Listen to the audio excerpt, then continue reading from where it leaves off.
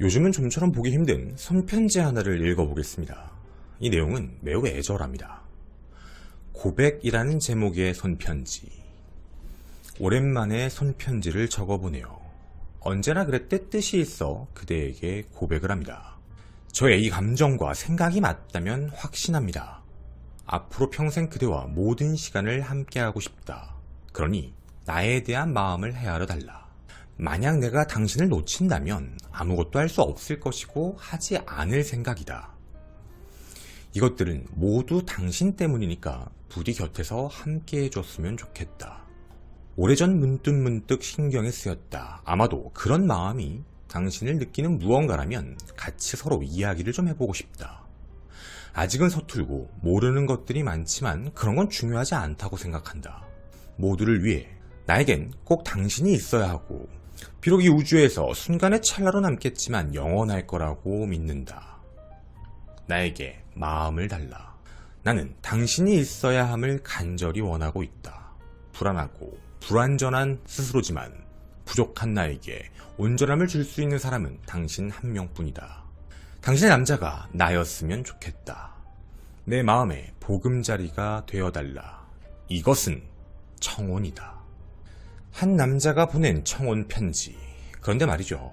이 편지를 보낸 사람은 살인마였습니다. 당신이 몰랐던 사건, 심신미약이라는 가면 속 진실편입니다. 전주환 살인사건의 충격이 채 가시기도 전 전국 각지에서 믿기 힘든 뉴스가 연일 보도되고 있습니다. 스토킹 범죄의 끝은 살인이다. 바로 앞서 읽은 그 편지도 스토커의 편지입니다. 정말 무서운 것은 상대방의 감정을 우린 알 수 없습니다. 오로지 자신의 감정만을 뱉기 때문에 글만 보면 고백 편지 같다라고 느껴질 만큼이니 말이죠. 그리고 이 편지에서 소름이 돋는 두 번째 이유도 있습니다.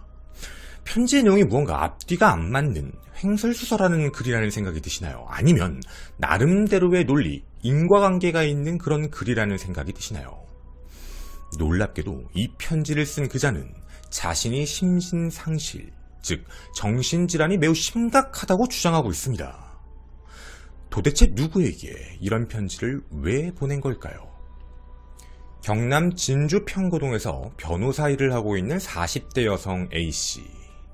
지난 9월 18일 일요일 오전 9시 57분경 소름 끼치는 문자를 한 통 받게 됩니다. 12시까지 사무실로 오시오. 오지 않는다면 사무실은 불에 탈 것이오. 마지막 경고요. 사진 속 장소는 분명 법조타운에 있는 자신의 변호사 사무실이 맞았습니다.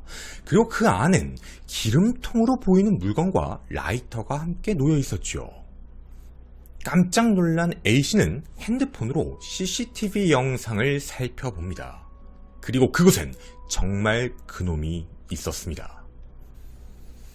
사무실로 당장 12시까지 오지 않으면 불을 지르겠다는 내용도 보냈고 실제로 피해자 사무실 앞에 기름통을 가지고 출입하는 장면이 명확하게 포착된 것이었죠. 기억하시나요? 대구 변호사 사무실 참사가 발생한 지 얼마 안 되었습니다. 주말이라 다행히 사람은 많이 없었지만 만약 정말 방화라도 일으켰다면 끔찍한 참사가 또다시 재현될 뻔한 상황이었죠.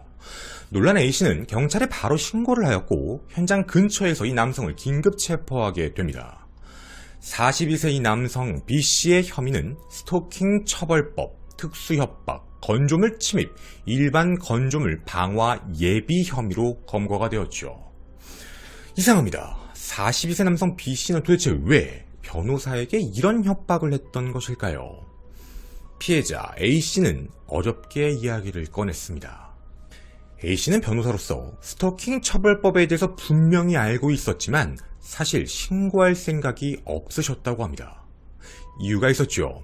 어차피 스토킹 처벌법으로 신고해봤자 짧게 처벌이 내려질 거 뻔하고 그 이후에 더 확실하고 명확하게 자신을 공격, 보복할 것이 우려가 돼서 결국 얘기를 할 수가 없었다라는 입장이었죠.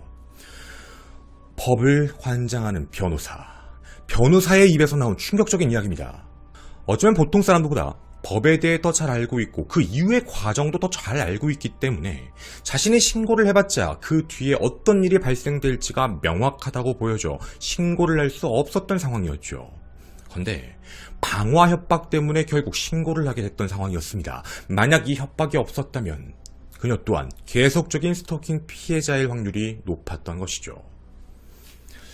그럼 의아합니다. B씨는 왜 변호사인 A씨에게 이런 행동을 저질렀을까요? 이들에게 어떤 인연이 있었을까요? 이유가 있었습니다. 2014년으로 거슬러 올라가는 이들의 관계는 바로 변호인과 피고인이었습니다. 당시 A씨는 국선 변호인으로서 범죄를 저질러 재판을 받게 되는 B씨에게 국선 변호인 자격으로 재판을 함께하고 있었지요.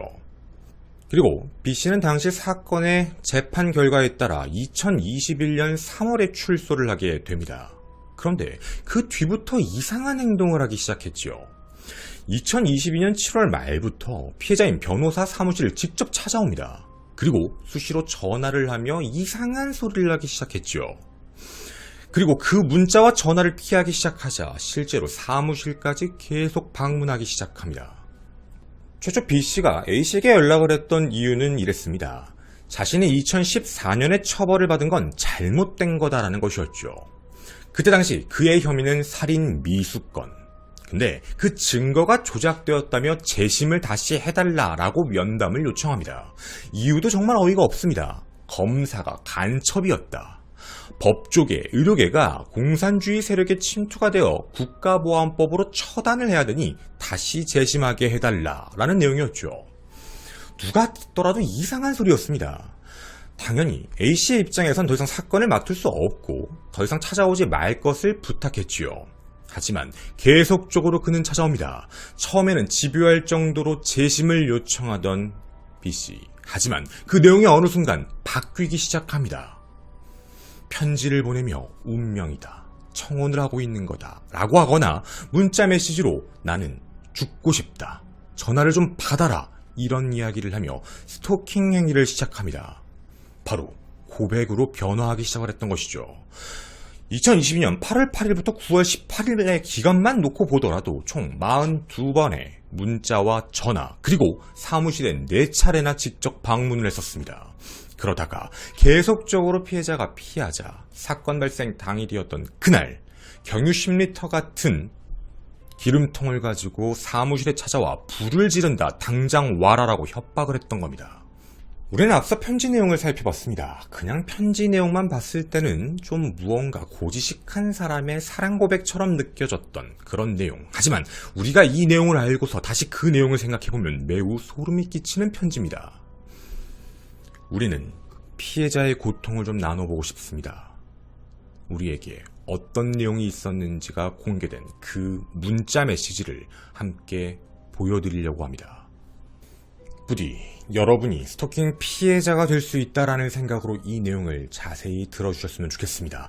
여러분은 절대 만날 마음이 없습니다. 거부하는 의사도 명확하게 밝히고 있었죠. 하지만 이런 내용이 계속적으로 옵니다. 9월 13일 아침 8시 1분 날 좀 도와달라. 당신을 만나고 싶다. 미안한데 난 매일 악몽에 시달린다. 이렇게밖에 글로 적지 못해서 날 좀 도와주면 안 되겠냐. 저번에 장난이라고 했지만 사실 반반이다. 당신과 만나고 싶다. 거절한다면 아마도 죽을 때까지 매일 반복된 꿈을 꾸며 살 것이다. 그냥 근처 들릴 때 안부 인사 정도부터 시작하면 안 될까요? 난 그 정도만으로도 충분하다. 전에부터 뒤돌아오는 길에 괜히 기분 좋았고 잠도 잘 잤었다. 그리고 가끔 일하다 생각나 미소 짓게 만들고 그리고 괴롭히고 있는 당신. 좋은 꿈으로 아침에 산뜻하게 시작하고 싶다. 아침부터 괜한 글로 기분을 언짢게 했다면 미안하고 좋은 하루를 보내라. 문자 메시지만 봤을 때 어떤 생각이 드시나요? 상대방의 감정, 행동, 어떤 것도 생각하지 않습니다. 자기 스스로에 대한 이야기만 하고 있지요. 마치 이 내용만 보면 이 둘이 무언가 연인 사이처럼 보여지거나 연인으로 발전할 수 있는 모습이 보여진다라는 느낌까지 듭니다. 해서 스토킹 범죄자에 대한 피해자의 이야기가 외부에 공개될 때 많은 사람들은 이런 이야기를 하죠. 여지를 준 거 아니냐? 혹시 만났던 거 아니냐? 그게 바로 피해자에 대한 2차 가해입니다. 스토커들은 그런 게 중요하지 않습니다. 분명 피해자는 이렇게 답을 보냈습니다. 당신이 원하는 걸 도와줄 수도 없고 만나고 싶지도 않다. 나는 이미 결혼해 가정이 있으니 다른 사람을 만나라. 연락을 하지 마라. 정확한 표현이었습니다. 하지만 절대 멈추지 않았습니다. 9월 14일 오후 3시 30분. 내가 꼭 이대로 죽길 바라냐. 힘들어서 그러는데 자꾸 반사하면 곤란하다. 그리고 궁금한 게 있어서 그러는데 답답하게 만들 거다. 바람에 조심해라. 부탁이다. 라는 의미심장한 말들을 남깁니다. 이유가 있었습니다. 피해자만 느끼는 말이었죠. 이거 협박입니다. 당신을 괴롭힐 거다. 고통을 줄 것이다. 라는 그 앞선 일들의 연장선상입니다. 날 만나지 않으면 계속적으로 고통을 받는다라는 것. 피해자는 점차적으로 무섭고 두려울 수밖에 없는 상황이었죠. 그리고 당일 저녁 8시 32분 이상한 메시지가 또 하나 도착합니다. 장소의 사진을 보내며 22년 9월 17일 저녁 8시까지 와주시오. 꼭 궁금한 것이 있으니 가게 영업시간까지 기다리겠소.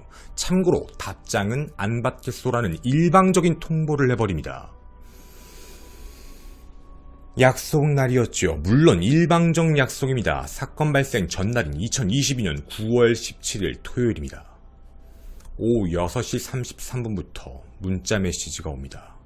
저녁은 먹었습니까? 먼저 와서 기다리고 있습니다. 어서 오세요. 이미 피해자가 무조건 온다라는 생각에 사로잡혀 있지요. 당시 B씨는 혼자 고깃집에서 기다리고 있었습니다. 6시 42분 또다시 보냅니다. 올 때까지 기다린다. 12시가 넘으면 어떻게 되는지 잘 알죠? 기다리죠. 협박이지요. 오후 6시 45분 보호감호 받고 들어가면 책임져라 라는 말을 보냅니다. 협박이죠. 신고해서 무슨 문제가 생겨서 자신에게 신변에 뭐가 있다면 자기가 나와 다시 보복을 하겠다라는 그런 말입니다. 여러분에게 이런 메시지가 온다면 어떤 느낌이실까요? 오후 6시 48분엔 이런 말을 보냅니다. 위에선 협박이었죠. 그러니까 믿을게요 라는 말을 보냅니다. 6시 52분 메시지 읽었으면 빨리 와라. 고기가 탄다. 6시 58분 너무 오래 기다리게 하면 알죠? 또다시 협박입니다. 오후 7시 6분 전화는 왜 안 받아요? 오후 8시 24분 오고 있어요. 9시 마감이에요. 마감 시간까지 당연히 피해자가 갈 이유는 없습니다. 오후 9시 34분 이미 마감 시간이 끝난 고깃집 이런 말을 합니다. 장소를 옮겼어요. 지하 1층입니다. 자기가 있던 고깃집 지하 1층에 있다는 것이죠. 오후 10시 14분부터는 더 폭력적인 글들이 옵니다. 올 거요 말 거요. 10시 15분 계속 기다리고 있다. 10시 17분 빨리 와라. 잠들기 직전이다. 10시 45분 시간이 없다. 왜 시간이 없다라는 말을 남겼을까요? 12시까지 오라는 겁니다. 문제가 터진다라는 이야기죠. 오후 10시 47분 하나뿐인 사랑이다. 이럴 거냐. 오후 10시 50분 안 자는 거 아니까 알아서 해라. 피해자의 입장에서 여러분이 이런 메시지를 받는다. 어떤 생각이 드실까요? 차단을 해도 뭘 해도 계속 연락이 옵니다. 정말 소름 끼치는 상황일 수밖에 없죠. 그리고 자정이 넘은 시각 메시지가 도착합니다. 2022년 9월 18일 일요일 새벽 12시 10분 1억이요 라는 게 마지막이었죠. 그리고는 연락이 별로 없었습니다. 잠잠했지요. 조용했습니다. 하지만 한 가지 찜찜한 부분은 있었습니다. B씨가 경고한 그 12시가 지난 상황이었죠.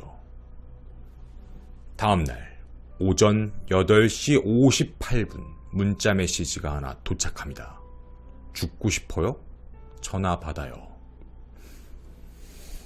사귀자라는 문자 메시지를 보내며 일방적인 약속을 정하고 몇 시까지 나오지 않으면 전화를 10통씩 했던 사람, 하룻밤에 최대 16통까지도 했다고 합니다. 집요한 스토킹 때문에 결국 피해자는 휴직까지 한 상황이었죠. 살해 위협을 받고 있었던 상황이었습니다. 8시 58분 다음에 문자는 바로 여러분이 보신 그 기름통, 그것도 자신이 근무했던 사무실에 도착한 B씨의 모습이었습니다. 변호사님은 이렇게 말씀하셨습니다. 너무 겁이 났고 놀랐다. 편지를 받으니 어떻게 해야 될 줄도 몰랐다. 스토킹인 건 분명히 알았지만 어떤 방법도 취할 수가 없었다라는 것이죠. 자신은 이미 변호사고 외부의 활동이 알려져 있는 사람. 만약 그가 처벌을 받고 아주 짧은 시간 내에 다시 눈앞에 나타나면 자기를 방어할 수 있는 게 아무것도 없다라는 현재 법의 문제를 너무나도 정확히 잘 알고 있었습니다. 그리고 무서워했던 이유가 있었지요. 아니, 스토킹만 했던 사람인데 왜 그렇게 두려워했을까? 이유가 있습니다. 2014년 국선 변호인으로서 그의 전과를 다 알고 있었습니다. B씨는 살인 미수전과가 다가 아니었습니다. 그는 살인 전과도 갖고 있는 살인마였죠. 그의 첫 번째 범죄 행위는 무려 16년 전으로 거슬러 올라갑니다.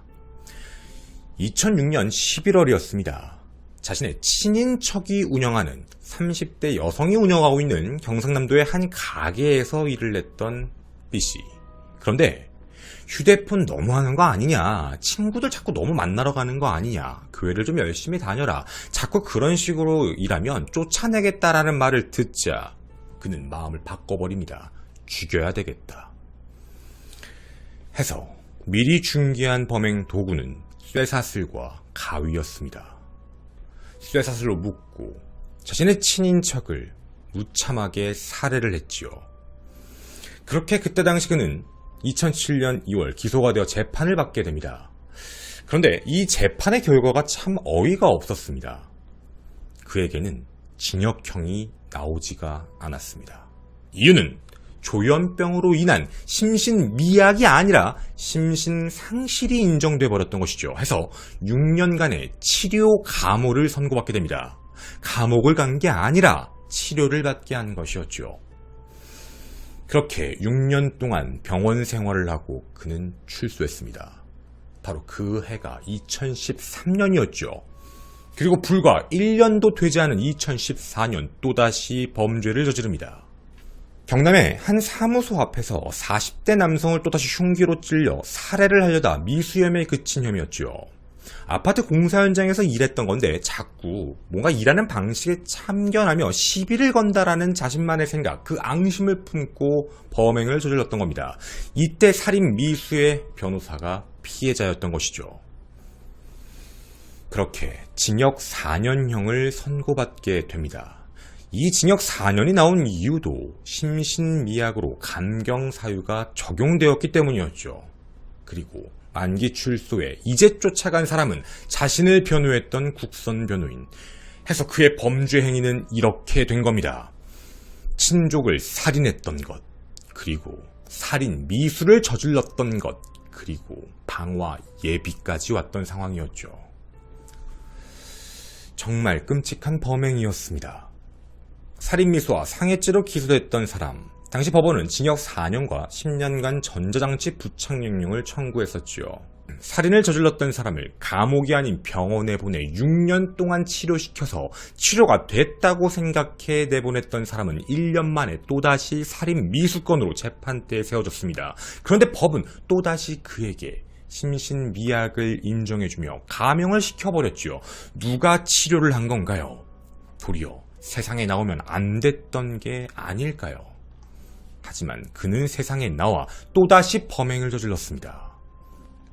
이런 문제가 있었습니다. 만약 이번 사건의 피해자인 그 국선 변호사님이 만약 신고를 하지 않고 깜짝 놀란 마음에 사건 현장 변호사 사무실을 찾았다면 어떻게 되었을까요? 만났기 때문에 방화는 저지르지 않고 그냥 갔을까요? 아니면 진짜 방화를 저질렀을까요? 여러 가지 추측이 됩니다. 방화를 저질렀다면 끔찍한 참극이 발생했을 것이고, 방화를 저지르지 않았더라면 위협과 협박용이었을 겁니다. 그럼 여러분에게 질문을 한번 해보겠습니다.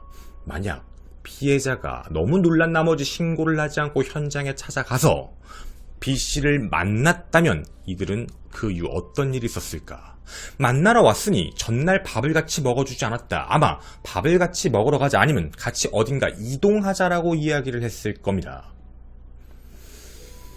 그럼 이들은 함께 이동을 할 때 B씨가 타고 왔던 그 차량을 타고 이동했겠군요. 사건 현장에는 바로 B씨의 차량이 주차되어 있었습니다.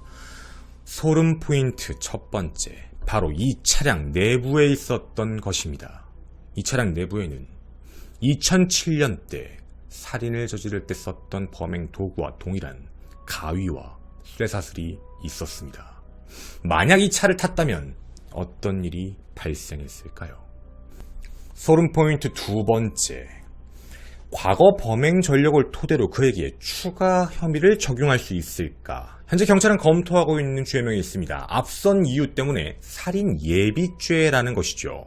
실제 살해 범행을 실행에 옮기지는 않았지만 그럴 의도로 준비한 것들이 보이기 때문에 처벌을 할 수 있지 않을까라는 생각입니다. 하지만 현재까지도 살해 의도에 대해서 부인하고 있는 B씨. 법에서 할 수 있는 건 바로 이겁니다. B씨를 구속하며 잠정조치 2호와 3호를 처분하는 것. 바로 피해자에게 스마트워치와 물리적이건 온라인이건 모든 접근을 막아주는 차단 행위지요. 그럼 이게 문제가 됩니다. 현재 혐의가 과연 무엇일까요? 굉장히 살인 같은 건 없습니다. 어떻게 보면 형량이 짧게 나올 수도 있죠. 누가 불안해해야 하는 걸까요? 현재 이 사건 같은 경우도 법적으로 제대로 해줄 수 있는 건 거의 없습니다. 분명한 건 거주지가 있는 경찰서에서 위험성을 인지해 새로운 범죄를 범하거나 혹은 가족들이 동의하지 않는 한 강제로 입원시키는 건 불가능한 제도적 한계인 거죠. 정신질환 등으로 심신장애를 이유로 형을 감면받았던 사람. 하지만 감경을 받았던 경우라도 국가는 반드시 보호관찰이나 정신보건법에 따른 행정입원 등 보호 절차를 통해 잠재적인 범죄 피해로부터 국민들을 보호해야 할 책임이 있습니다. 하지만 분명 반문해보고 싶습니다. 국민들을 보호할 그 책임을 다했냐라는 것이죠. 소름 포인트 세 번째입니다. 여러분, 이 사람 출소 반드시 합니다. 하지만 신상 공개는 할 수 없습니다. 그 목록에 해당되지 않기 때문이죠. 무기징역이요? 아닙니다. 유기징역으로서 장기형이 나올까? 아니요. 지금 혐의로만 봤을 때 형량은 분명 짧을 가능성이 큽니다. 그럼 그는 또다시 출소합니다. 누가 보호할 건가요? 법은 심신상실을 이유로 치료를 받아라 라고 얘기하며 병원에 보낸 6년. 심신미약을 이유로 감형을 시켰던 그 4년. 하지만 또다시 범행을 저지르고 다시 사회에 나오게 될 그 남자. 이 남자의 나이는 현재 42살입니다. 저도 위험한 상황일 수 있습니다. 저희 방송을 보시는 분들을 대표해 이 영상을 찍기 전 저희 팀원들도 고민했습니다. 혹시나 나중에 출소 이 영상을 보고 그 타겟이 나에게 오지 않을까라는 어떻게 보면 오지랖 같은 생각이죠. 하지만 그럼에도 불구하고 이렇게 얘기를 하고 싶습니다. 저도 지켜주시길 바랍니다. 저는 김원 사건 파일의 김원이었습니다. 감사합니다. 뒷이야기 가도록 하겠습니다. 제가 오늘 이 방송을 하고 싶었던 포인트를 다시 한번 좀 정리를 하고 가도록 하겠습니다. 일단 첫 번째 포인트. 스토킹 사건과 관련돼서 외부의 얘기가 나오게 되면 정말 잘못된 거예요. 피해자가 여지를 준 거 아니냐라는 그런 말을 아무렇지 않게 하시는 분들. 지금 이 글과 문자 메시지 어떻게 보셨어요?